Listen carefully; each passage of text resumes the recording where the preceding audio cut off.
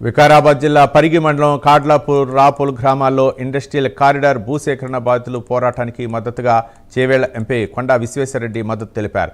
రైతుల ఆవేదనను విన్న ఆయన ప్రభుత్వం అనుసరిస్తున్న తీరును తీవ్రంగా తప్పుపట్టారు. గ్రామ సభలను నిర్వహించకుండా బాధితులకు కనీసం నోటీసులు కూడా ఇవ్వకుండా నేరుగా పత్రికల్లో నోటిఫికేషన్లు ఇవ్వడం చట్టవిరుద్ధమని ఆయన మండిపడ్డారు. మోదీ ప్రభుత్వం తెచ్చిన చట్టం ప్రకారం 80% మంది రైతుల అంగీకారం ఉండాలని, మార్కెట్ ధర కంటే 3 రెట్లు పరిహారం ఇవ్వాలని ఎంపీ గుర్తు చేశారు. వేసిపోయిన తర్వాత మాకేం చేయాలన్నా దిక్కు దోచలేదు. అసలు ఆల్రెడీ ఇక వచ్చేసిందంటే ఏం చేయలేం మనం అని ఒకరొకరు చెప్పే మాటలను బట్టి ఏం చేయలేరు, పోతుంది మీ భూమి అది అనే సమయం ఆసనమైంది.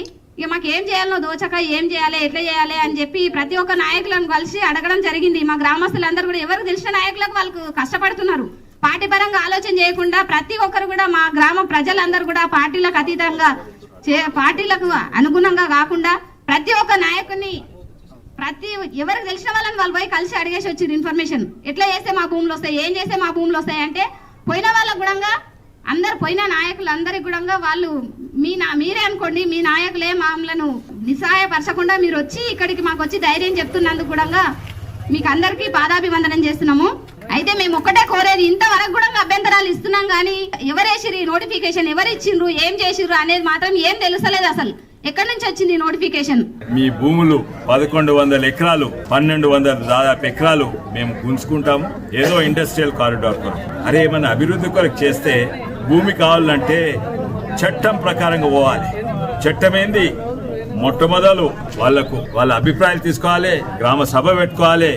దాని తర్వాత మోడీ గారు తెచ్చిన బిల్ ప్రకారంగా 80% మంది ఒప్పుకోవాలి. ఒప్పుకున్నాక 3 ఇంతలు విలువ 30 లక్షలు ఉంటే 90 లక్షలు ఇచ్చి కొనాలి. ఏదీ లేకుండా పొద్దుగాలు చూస్తే న్యూస్ పేపర్లో వచ్చింది. ఇది పద్ధతి కాదు. పోయిన ప్రభుత్వం వచ్చి ఇప్పుడు చేస్తారంట. ఆ పోయిన టీఆర్ఎస్ ప్రభుత్వం కూడా అదే. మల్లన్న సాగర్లో ఏం చేసిండ్రు, హైదరాబాద్లో ఏం చేసిండ్రు, మరి మా సీతారాంపూర్లో గుడి భూములే గుంజుకున్నాయి. 20 ఏళ్ల కింద గుంజుకున్నారు. ఇప్పటి వరకు ఇండస్ట్రీ వచ్చింది అక్కడ. మొట్టమొదలు అది వాడండి. ఇవన్నీ మీరు పాలసీస్ వాడాలి, విధానాలు మార్చుకోవాలి. పోలీసు వాళ్ళన్నా పంపేది ఇక్కడికి మా మీద కేసు పెడతారు. మేము అడిగేది మీ మీద దాడి చేస్తున్నా, మీరు మా మీద దాడి చేస్తుండ్రా. మీరు మా మీద దాడి చేసి ఉల్టా పోలీసు వాళ్ళు మా మీద పంపుతారు.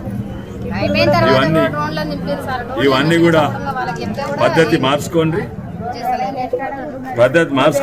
ఆ కేసులు విత్డ్రా చేసుకోండి. మేమైతే ఆఖరి వరకు కొట్లాడతాము. ఒప్పించి తీసుకోండి కానీ గుంజుకోకండి.